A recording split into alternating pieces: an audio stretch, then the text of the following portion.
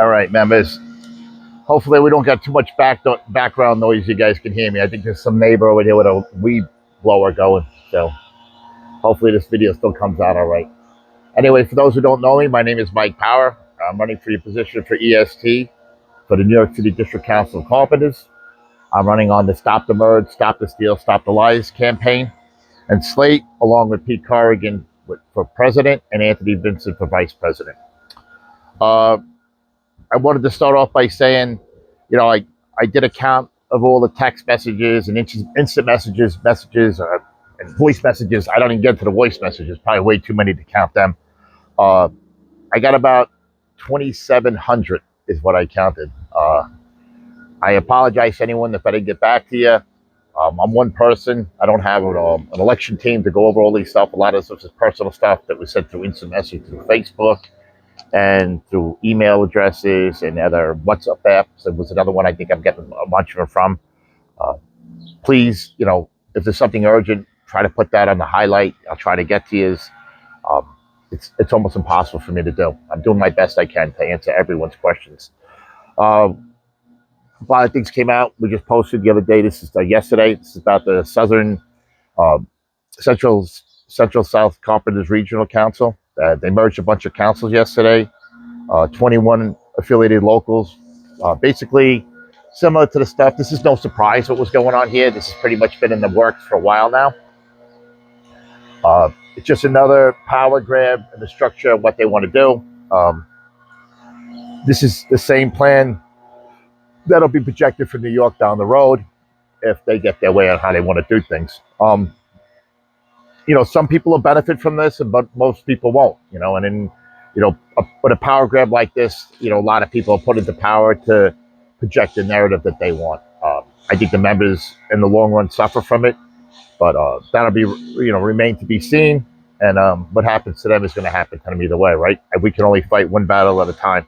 But I'm wishing a lot of my members out there, brothers and sisters, good luck, and hopefully this turns in a better direction. And hopefully we can get more of a democracy in our union than what we have today. With that being said, moving forward on our issues here. One of the major issues I'm getting for a lot of members is, retirement medical, and how all that's going to play out.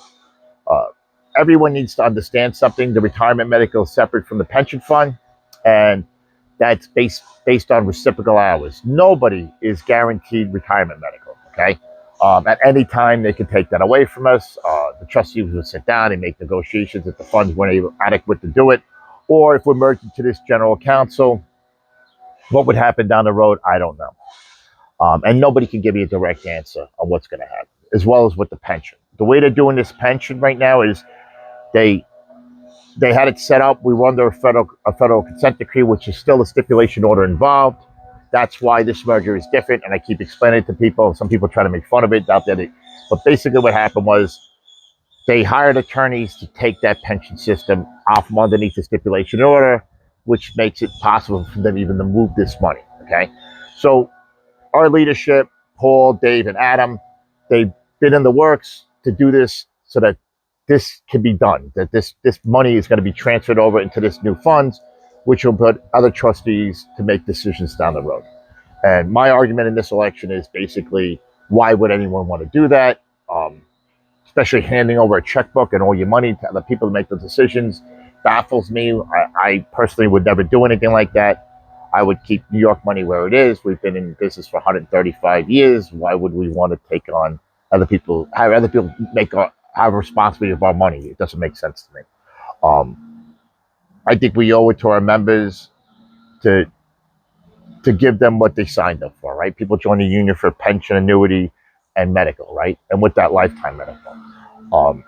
Everything that plays a part with this, and how the medical got merged into these funds, and with the Blue Cross Blue Shield independent, and how this was vetted, to me seems very shady. The stuff they want to do with level care moving down forward with Frank Spencer is shady again. I think somebody needs to be in the room, and the system needs to be vetted. And I think there needs to be a forensic audit done on all these funds to make sure that everything is properly put there. I've heard speculations and comments about stuff that looks shady. Believe me, guys, when I'm elected and I'm in there, we're going to go through every aspect of this. There's not going to be no stone left unturned. I will get to the bottom of everything that needs to be there. You have my word that I will go through every piece of paper in that building. I will have the right people in there. I will bring in accountants that I approve that are going to be in there looking for the best interests of all our members to make sure that everything is done right for us. Okay, I'm not doing this for no other reason. And if people did anything wrong and deceive the membership, I will do everything in my power to make sure that those people are prosecuted. And I mean it. And it's just everyone be aware right now. If you did something wrong, I'm coming for you. All right, that you can mark down on your paper for today's date. I'm coming for you, and I will find you. All right. With that being said, I guess the other thing we'd have to worry about is, I've been checking a lot of jobs and talking to a lot of members out there. A lot of stewards feel like they were put on the spot, and that that they feel like this election that there's gonna be retaliation against them if they come out and speak on our behalf. Me personally, you have to make the decision yourself. I don't think that they're gonna retaliate you in the way you think there is. I think they would hit a hard wall if they did that. I think sometimes if you come out and they try to retaliate you afterwards, you'd have a stepping stone to say that this is retaliating on X, Y, and Z. But I get it. Some people, they it happens all the time at union meetings and a lot of functions. Nobody will say nothing in the room, but when you're walking up the block, you step into the bathroom, guys will grab you to the side and thank me for everything I'm doing and for fighting the good cause. Someone's got to do it. Everyone handles things differently. I'm more of an aggressive person when it comes to it. Just who I am at nature. I'm not going to back down to people. People want to make false accusations and say I was fired from night shift. None of that stuff is true. It's all fucking bullshit, but it is what it is, That's the narrative, especially when it's given by people who realize their jobs are on the line, that, people aren't going to be tolerated for not doing the job. People are going to be held accountable. Transparency is going to be a part of this new administration when I get in. And for those people, it's a problem, right? Like, the gig is up, the party's over, right? They know when I come in there that's all going to change. People ask me how this is all going to work. If I win the election, I will know the November 21st at the day to count. I don't take office until January. A lot of people don't realize that. So there's a 6-week interim thing. How that's handled, I don't know. The last administration, since Donna, they came out under a federal monitorship. I don't know how they're going to handle the transition thing. I will be in court the next day with whatever stuff I have to put a halt on anything they try to do moving forward. That I will work out with attorneys, and I've spoken to some people about that. So I will get a game plan together on that in the near future. How we're going to work that out, I don't know. I don't have the details of that. I feel very confident this election.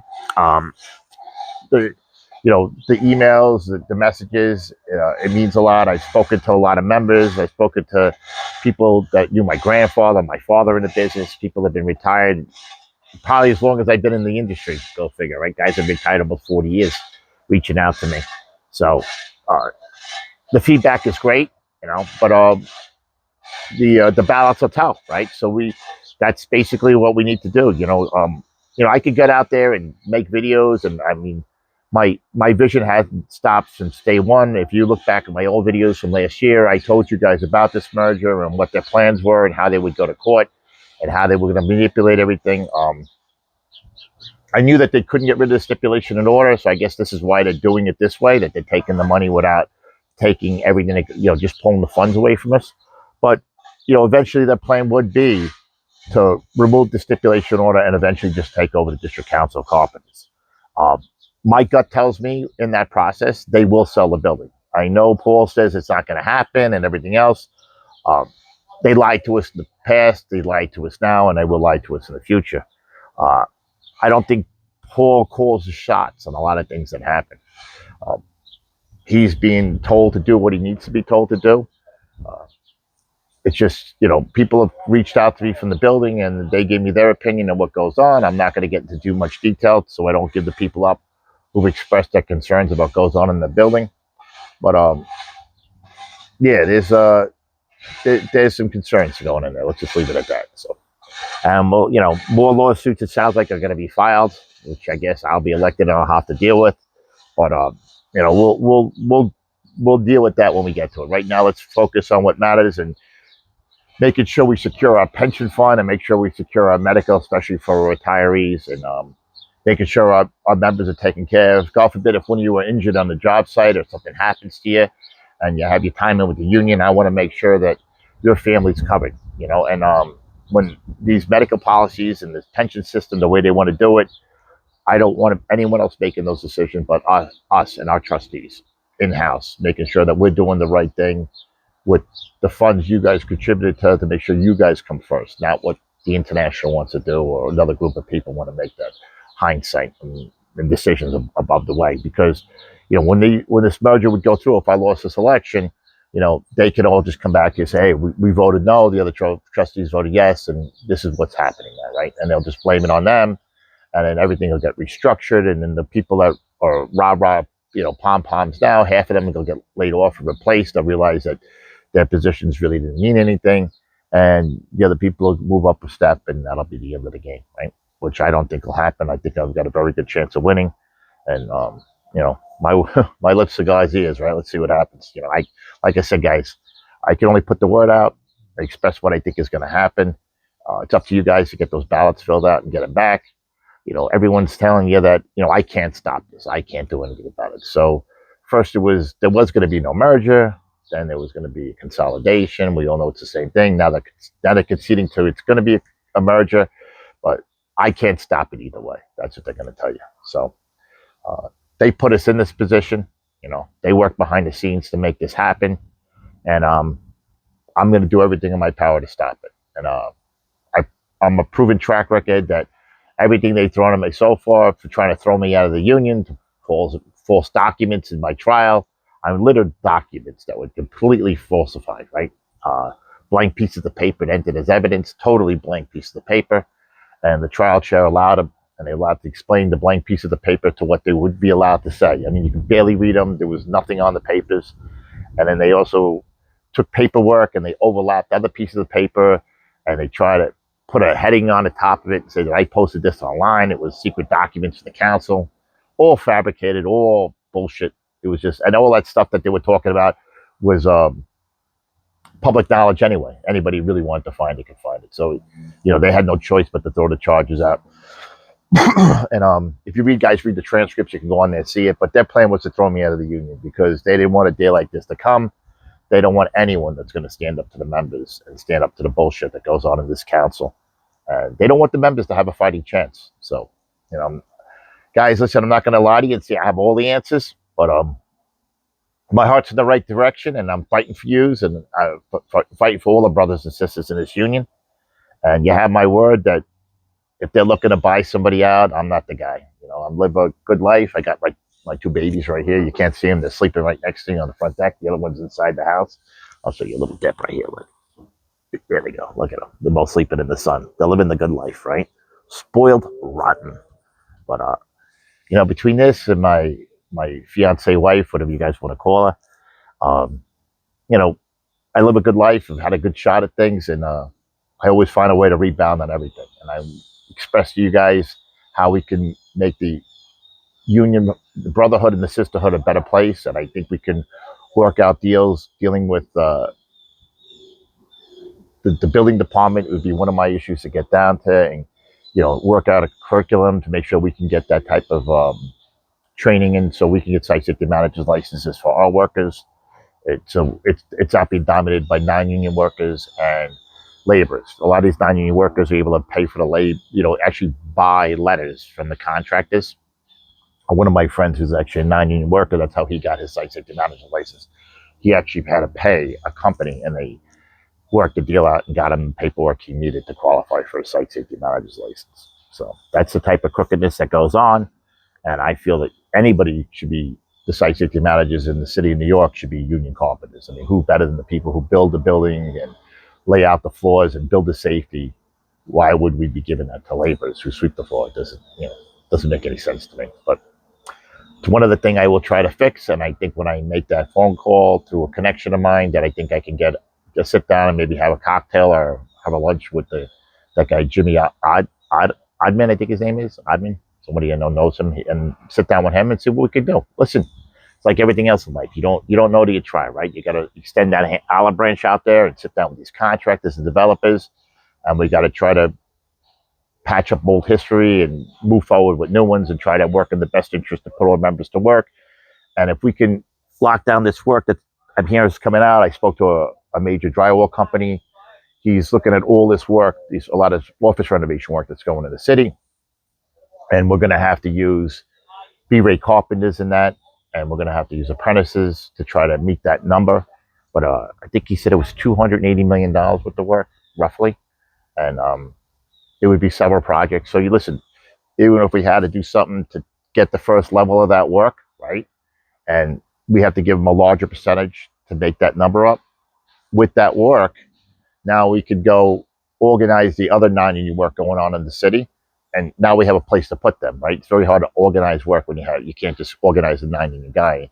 And meanwhile, what are you organizing for? We don't have the work. So now we take those non-union guys, we use them to do those jobs that we got for those contractors with those rates. And maybe let's say we had to give them 55% at the B rate with the apprentice waiver. We got the other 45% with the A rate guys for the job.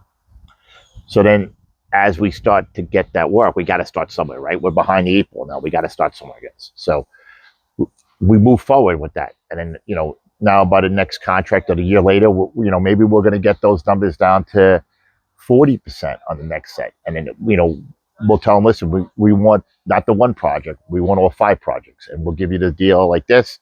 And then we move forward, right? And then as we sign these non-union guys up, or we take these non-union people out of the workforce and bring them on with us, it makes it harder for those non-union companies to function, right? If they have 2 choices: either become signatory or start paying their workers a lot more money, right? Because they're going to go, any non-union guy is going to take the B rate that can get in there and get medical for their families, and it gives somebody an opportunity to join the union, because at the end of the day, they're not our enemy, right? It's developers and the contractors that are the ones exploiting the workers.